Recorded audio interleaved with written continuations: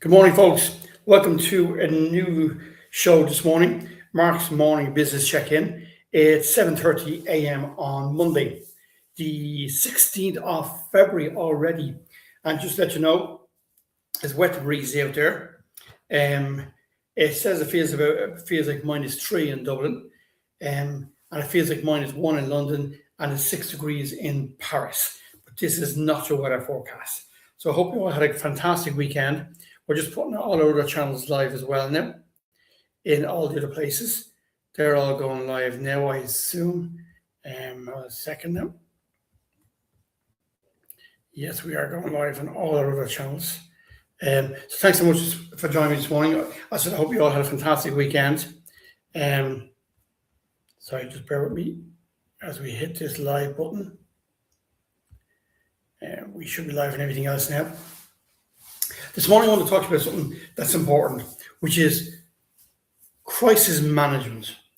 I'm going to tell you a very simple story about what happened to me and what made me aware of how important it is to have a team of people trained for crisis management. And I suppose it all started when we bought a company many years ago for £5 million. As part of that company, we got together a management team, and we built a management team over three and a half years. About 3.5 years into the business, we hit a problem. We had one of our customers went bust. It went bust owing us over €500,000. And as you can imagine, when someone who we thought was a reliable customer goes bust for that amount of money, you have serious problems all around. So just want to get my other thing live. You have serious problems all around. So it went bust. One of the first reactions from the bank was the banks pulled their funding. The banks weren't happy that we gave them so much credit. And that was down to me. I was the boss, so I gave them £500,000 worth of credit because we were backed by a big English newspaper group, and I believed that they were solid as a rock, as the song said. Okay. But the challenge in all with that company going bust wasn't just the bank pulling our funding. I suddenly realised how weak our management team was compared to another management team I had before that. Because the only person really who could solve the problem was me. I couldn't delegate an element of the work out to get people working on different scenarios and different aspects of the crisis. And when you have something that big happening, you call in the accountants and you call in the solicitors to see legally how are you fixed. Because one thing we didn't want to happen is that myself and the directors will be personally liable for all the debts. And you will be personally liable for all the debts if your company, you become aware that the company cannot meet its obligations and discharge all the money that are owes. So that was a huge problem for us. And I went around to many suppliers trying to see can I get extra credit days. Because we were hit by this £500,000, this was money that was due in within 30 to 60 days that was not going to come in. It was going to make a huge difference to the company, But I was working on my own in the sense that I had to try and approach banks to see can I get a new bank and to actually fund us, and so we can transfer a bank facilities to them. I was also going around to all the creditors, seeing can they extend the days for them, or all the work related to that £500,000, could they freeze it while we come up with a plan to pay it off? So I was asking to park that money. So I was advertising. So I was saying to the newspapers and to the radio stations, look, we place ads on behalf of that newspaper with you. Can you park that debt for a while we work out a solution to the whole thing? So I was trying to minimise the effect of the £500,000 debt on the company. Now, one of the biggest people who we owed money to was RTE, and RTE just refused point blank to do a deal with us. They refused point blank to do any deal with us. They wanted to be paid on time, otherwise we couldn't use their services, and they were going to go to the courts to demand the money. And because other radio stations like Today FM and other smaller, even the newspapers, like the independent newspapers and all that, the Irish Times and other people, they were all willing to work with us to get over this hump, because they would rather get some of the money that you have at $500,000 over 6, 7, 8, or 9 or 11 months, rather than none of it, right? Because they knew it wasn't just that money that was at risk. The business we gave them from that money, it was all the business was at risk. But the lack of a strong management team meant I was doing a massive amount of work myself, which wasn't the way to go. It wasn't the way to go. And it showed me that even though the company was doing fantastic business, we'd up to turnover by 9 million, and we'd won some fantastic accounts. I had great account managers and sales teams. What I lacked was a management team of any substance. And that sadly only came to the forefront when we hit a crisis. When we hit a real crisis, that came to the forefront. And if you go back about 4 years before that, when I was managing director of Indigo, we had a huge crisis in that company. And the crisis was that we issued a new disc. Now, a lot of people won't know what a CD disc is now. We issued a CD disc that we sent out to customers as a promotion for them to get online free of charge. However, one thing we learned after a very short period of time was this disc had a virus on it. And because it had a virus on it, it was affecting all our internal systems, and we were worried we'd have to be hacked, and maybe somebody had access to all the passwords of all our customers. Because one of the things we realized with this virus was it basically gave a gateway to someone to get into our system. So, because I had a very strong management team, we could very quickly set up a call center where we called everyone, or they could call us in. We had an inbound and outbound for people that could change the passwords. We put out a press release, and it was a PR nightmare. People ringing in all at different times of the day and night. So it was a PR nightmare. But we had a very strong management team in marketing, in HR, in accounts, people who were very focused, and the technical director, who were very focused on solving the problem. So I wasn't just carrying the problem on my own. I wasn't trying to set up the call center, look at the technology, all that type of stuff, all by myself. I had a whole team of people. There was about 5 of us in the management team, and we all had different aspects of that crisis to manage. And we all met 3 or 4 times a day to keep each other up to date on how our end of it, our responsibility, what we had to do was going. And we got through it, and it worked, and the company kept growing. We changed all the passwords for all our customers. We employed people very quickly and brought them in and trained them up very quickly, and had this call center that with a lot of people that was running 24/7 for about 3 weeks. But in that period of time, turnover didn't drop. Costs went up because we'd bring in more people. Costs did go up. But the management of the whole crisis was done extremely well, and everybody stepped up to the plate. All the management team brought in their expertise. Now, it was also fantastic that a good few people in the management team had been self-employed in the past and also had been entrepreneurs. So they could think on their feet and they could make decisions for themselves. They didn't always refer back to me to make a decision. They could actually make a decision and take responsibility for that decision, which was really, really important. Really important. But then in the advertising agency, when we hit that crisis, because it was basically only me managing the whole crisis, it was me trying to find a bank. It was me going around talking to all the customers and all the suppliers, because it was my responsibility. It was me talking with the accountants and talking to the solicitors. Sadly, because it was only me, the decision was made, we needed to liquidate the company. Because RTE wouldn't do a deal with us. So when they decided they would call in that money, we knew we weren't in a position to pay it. So the minute we knew that, myself and the other directors became personally liable for the debts of that company.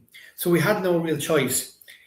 If I had a decent management team and a real strong management team, while I was trying to negotiate with RT in a bank, I may have been able to find a loan for the 150 grand that we owed RT to pay them to keep them happy and then manage the rest of the other suppliers.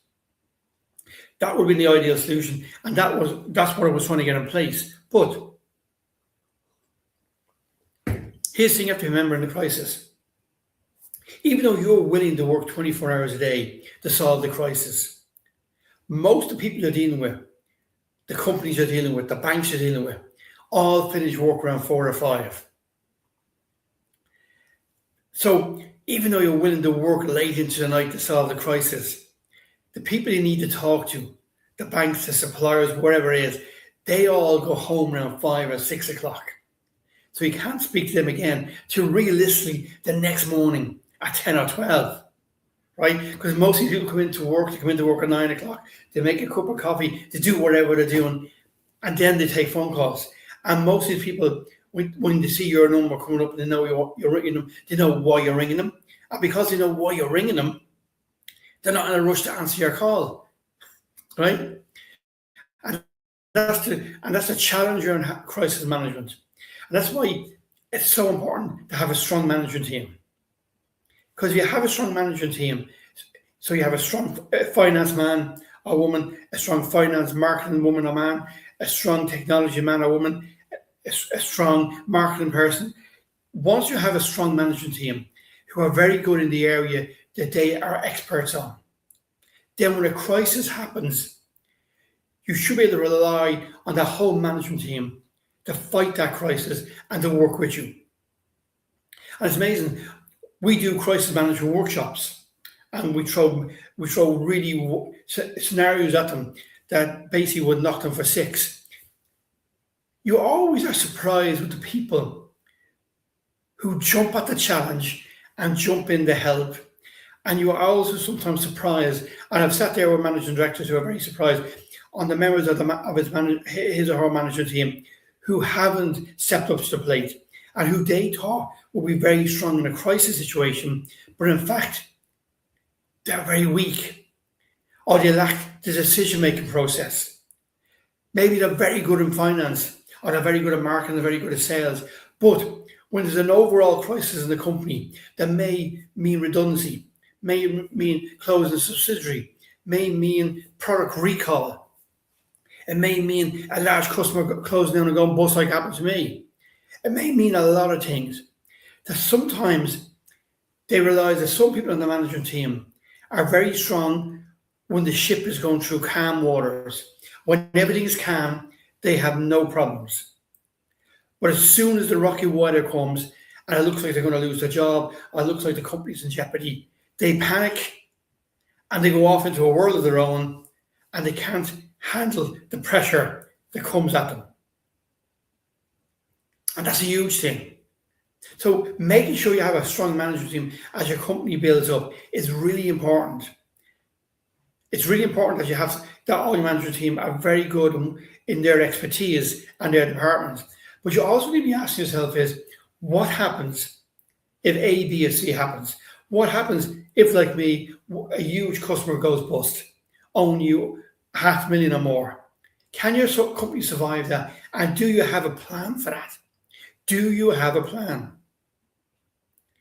Do you have a plan for product recall and the PR disaster and that? Do you have a plan that you've just lost a huge amount of business, and how is that going to work out? Is there redundancies? Do you have a plan? We saw during COVID that most countries didn't have a plan for COVID. They were reacting as things happened. And you can bring that right down to a micro level. If you don't have a plan for what ifs, then you're going to lose the battle. And having a plan is 2 things. It's 1, working through scenarios of what you will do if this happens. And number 2 is having a very strong management team that will back you up as you go through all that. Because as the managing director, as the entrepreneur, as the business owner, you need to be comfortable that you have a strong team behind you. You have someone there that will lead the way. I always remember during the Indigo Challenge, it surprised me the number of people who weren't on our management team, who were team leaders, and one or two were not even team leaders, who put in so much effort, came up with so many ideas, and worked our backsides off to save the day. That it was just fantastic. People who you wouldn't have thought would actually stand up and be counted and take responsibility to try and help you solve the problem. It was phenomenal. Where in the advertising agency, when we had £500,000, of course we're going bust owners £500,000. The senior people were so weak, no one came forward. They were all looking for solutions from me. They were good at winning business. They were good at coming up with creativeness and placing ads in newspapers and on radio and bringing customers out for dinner and all that type of stuff. But what they weren't good at was managing the crisis. So really, they weren't a management team. And that was my fault. That was my fault. I'd come from a company where I built a very strong management team up into a company that I'd taken over. And because I spent the first year making sure that takeover went well, making sure we got rid of all the fat and excess costs, making sure customers knew I was now in charge and meeting all our customers and meeting all our suppliers, that took time.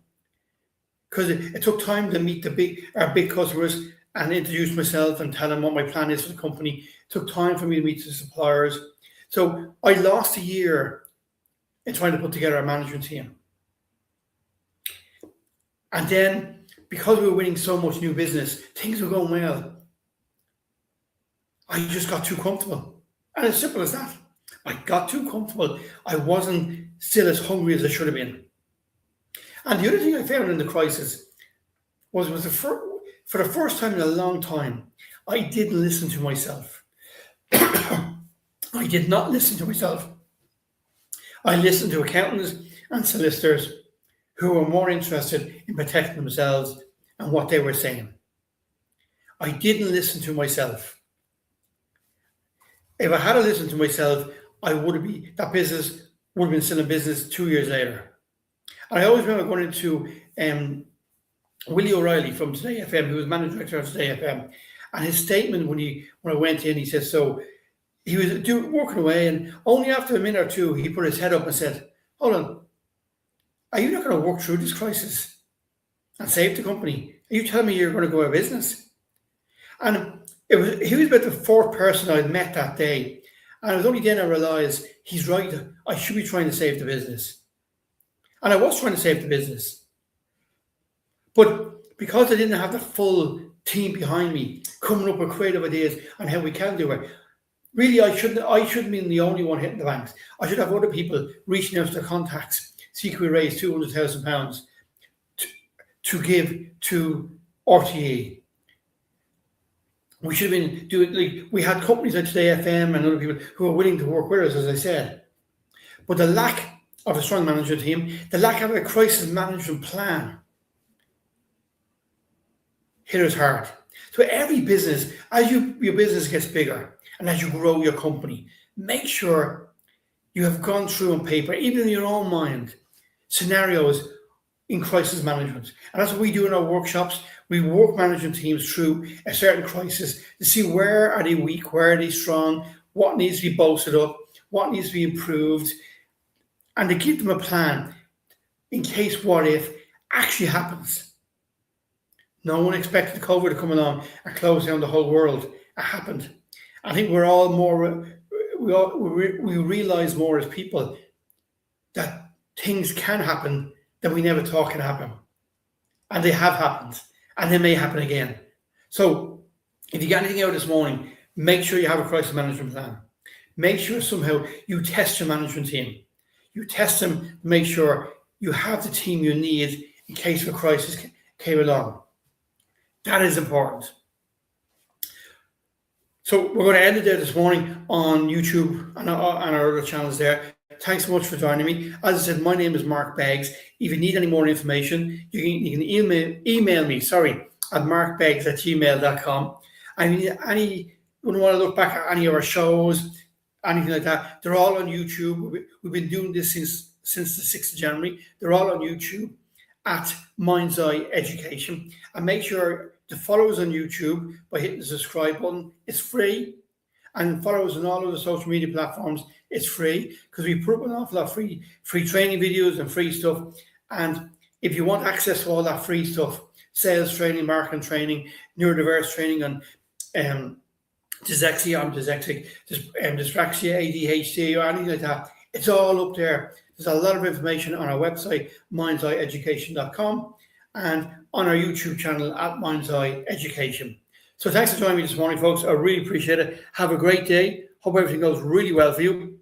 And I hope to see you tomorrow morning, same time, same place, 7:30 a.m. I'm Mark Beggs. Have a great day.